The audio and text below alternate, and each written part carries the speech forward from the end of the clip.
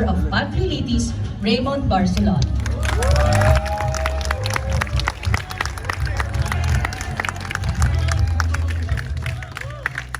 Hello, good afternoon everyone.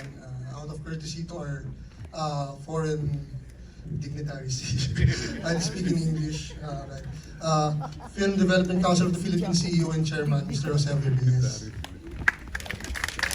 Sinumalaya Coalition Chairman, Sir Antonio Coaco. Sinumalaya President, Mr. Luis Villar.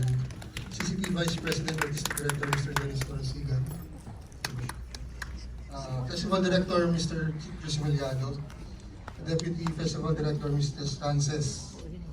Competition and Monitoring Chairperson, Mr. Carlito Sigurina. Representatives from the Philippine Commission on Women, my kapamilya from ABS-CBN, Cheska's colleagues from University of the Philippines, distinguished guests, bosses, colleagues, friends and family, good afternoon. On behalf of the team I want to thank all of you for coming and gracing the gala screening of our film Paglilitis, A Trial. This is the culmination of more than 2 years of conception, pitching, writing, and shooting. But the dream of making a film in this prestigious festival has been longer.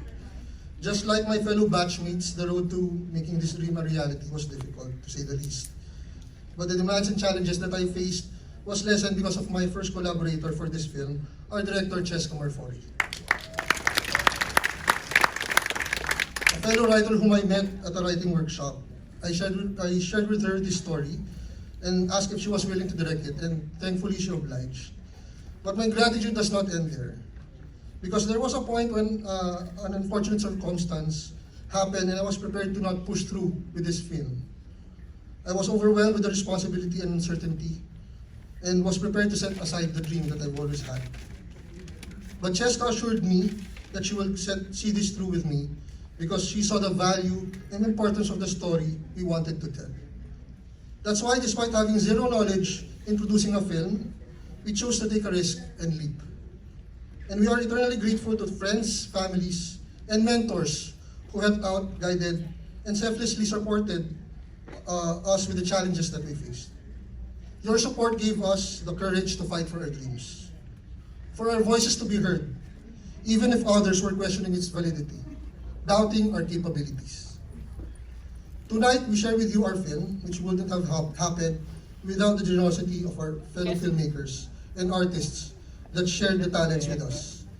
Allies like Sir Eugene Aleta of PMH, and those who are not with us today, because of work, okay sila. Hindi mo alam siya nangyari sa kanila.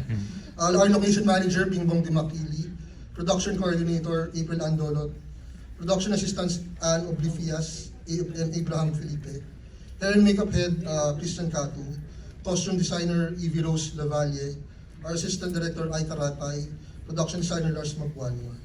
And if you will indulge me, I'd like to ask those production people who are with us to join me on stage.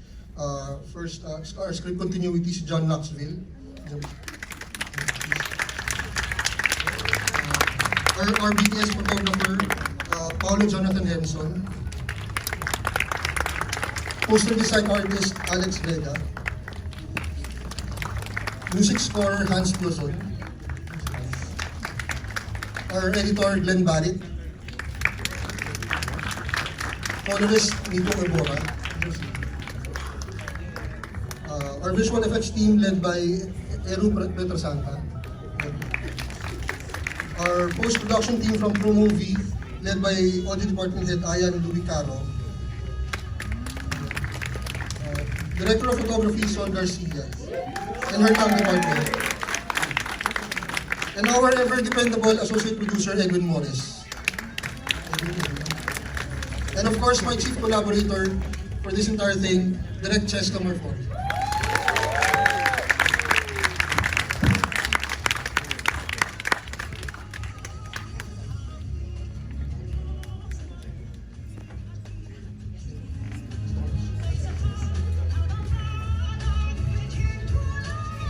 So let me just call our actors.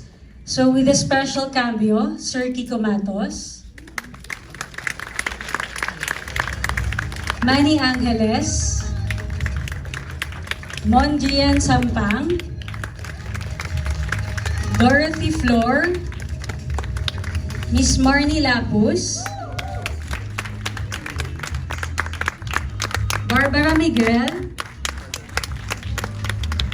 Miss Cherry Malvar, Rolando Inocenso, in a special role of Mr. Paulo O'Hara, Miss Jacqueline Blanco,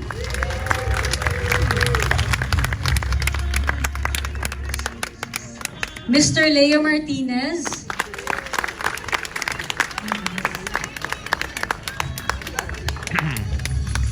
and Miss Reese Reyes Robinson. Thank you to Miss Yula Valdez, Sid Lucero, Sir Bombi Plata, and Carlo Gonzalez. So I would also like to acknowledge the presence of Dr. Almut Besold from Friedrich Naumann Foundation. And so everyone, the film tackles the theme of harassment in the workplace, and it may be triggering for some. So please, let's take care of ourselves while watching. And thank you po ulit sa mga sumuporta and tumulong. May we request our filmmakers to stay on stage to receive the Certificate of Recognition.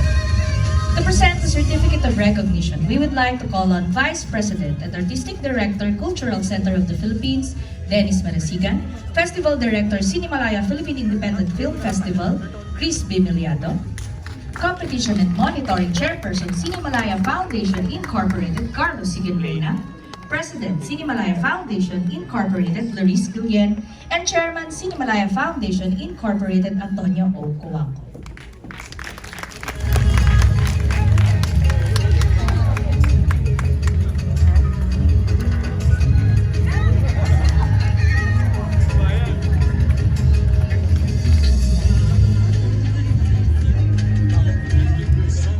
The certificate reads Cultural Center of the Philippines, Cinemalaya Philippine Independent Film Festival, present this certificate of recognition to Raymond Barcelon, screenwriter, and Cheska Marfori, director of Paglilitis A Trial, finalist, full-length feature film, main competition, Cinemalaya 21, Layag sa Alon, Hangin at Unos Philippine Independent Film Festival, given this 3rd day of October 2025 at the Red Carpet Cinema, Shangri-La Plaza, Mandaluyong City.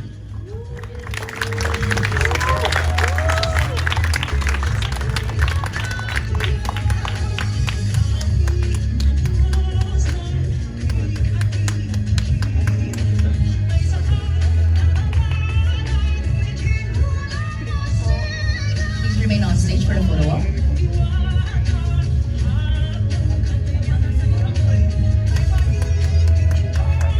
And now let's have a group photo with the cast and crew of Paglilitis.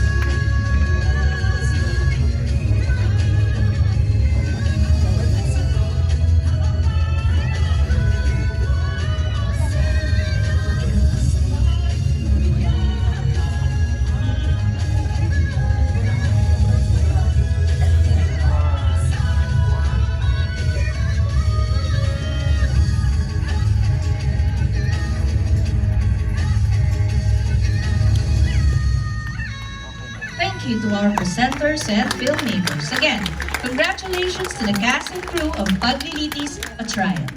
The screening will begin shortly.